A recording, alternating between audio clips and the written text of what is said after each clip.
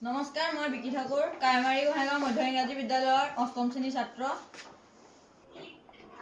আমাৰ এই অঞ্চলটোত বানপানী হৈ থাকে। আমি এই ছাত্ৰ-ছাত্ৰীসকলে মিলি বানপানীৰ বাবে এই প্ৰকল্পটো বনাইছোঁ।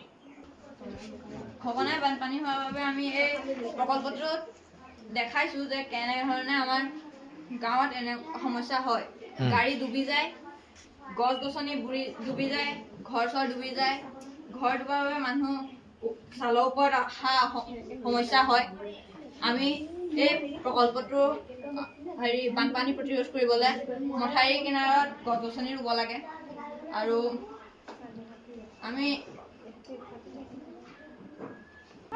য'তে ত'তে আমি আৱৰ্জনা পেলাব নালাগে, নৈখনতো আৱৰ্জনা পেলাব নালাগে আৰু আমি মথাউৰি কিনাৰত থকা গছ-গছনিবোৰ কাটিব নালাগে আৰু অকণমান সুৰক্ষিত ঠাইত আশ্ৰয় লোৱাৰ ব্যৱস্থা কৰিব লাগে। এনেধৰণে আমি বানপানীৰ পৰা হাত সাৰিব পাৰোঁ আৰু চৰকাৰেও এই ক্ষেত্ৰত বিভিন্ন কাম কৰিব পাৰে। ধন্যবাদ।